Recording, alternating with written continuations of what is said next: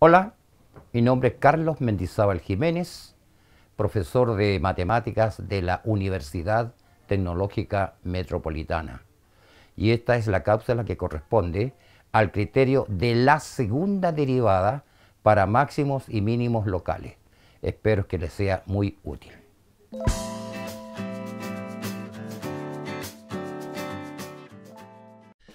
Cuando en la gráfica la función en un intervalo es cóncava hacia arriba, entonces la segunda derivada en ese intervalo es positiva.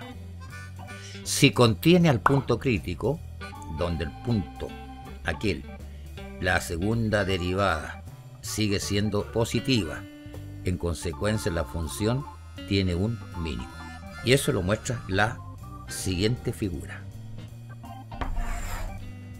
La gráfica de la función f de x igual 6 menos raíz cuadrada 16 menos x menos 4 al cuadrado es cóncava hacia arriba, como se muestra en la figura, en el intervalo 0.4, 7.8, lo que indica que la segunda derivada es positiva en ese intervalo abierto y el punto crítico es un punto de él, pertenece a este intervalo. En consecuencia, la segunda derivada en el punto 4 es positiva. ¿Cómo? La segunda derivada en el punto 4 es positiva. Cóncava hacia arriba, pues hijo, cóncava hacia arriba. Y ahora, como f de 4 es 2, es un mínimo local. Entonces enunciamos la primera parte del criterio de la segunda derivada para mínimo local. Y si obtengo el punto crítico de una función derivable, y la derivada en ese punto crítico, que es x sub 0, es 0, la función tiene un mínimo en ese punto x sub 0 si la segunda derivada en x sub 0 es positiva, tal como muestra el recuadro, es cóncava hacia arriba. Qué bonito, suena bien, ¿no es cierto?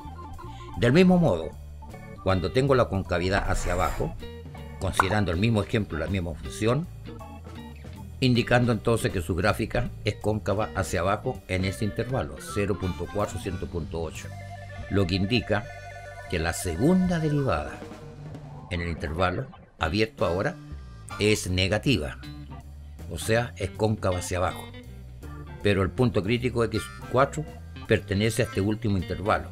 En consecuencia, la segunda derivada en el punto 4 es negativa.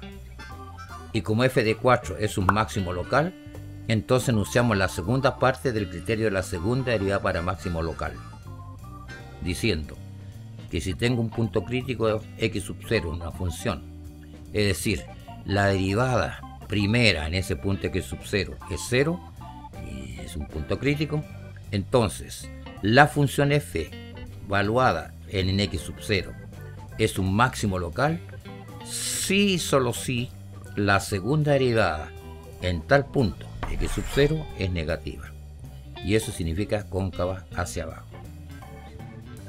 Hay que tener cuidado entonces lo que vamos a indicar en la observación siguiente. Si tenemos una función en que la primera derivada en el punto x sub 0 es 0, es decir, x sub 0 es un punto crítico de la función f de x, y si la segunda derivada en x sub 0 es igual 0, entonces no hay información sobre máximos y mínimos locales, por lo que se recurre al criterio de la primera derivada para máximos y mínimos locales.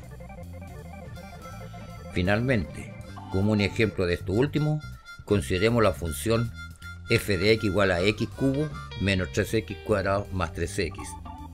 Apliquemos el criterio de la segunda derivada para obtener máximos y mínimos locales. ¿Qué hay que hacer entonces? Lo primero que hay que hacer es sacar los puntos críticos. ¿Y cómo se logra eso? Derivando la función y haciéndola igual a 0. Y resulta que nos da un solo punto crítico, x igual 1. Aplicamos el criterio de la segunda derivada para máximos y mínimos locales, dando como resultado que la segunda derivada es 6x menos 6.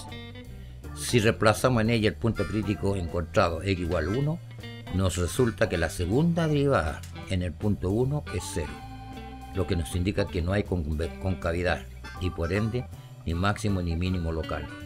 más bien está indicando que x1 puede ser un punto de inflexión. Para x menor que 1, la segunda derivada es negativa, es cóncava hacia abajo.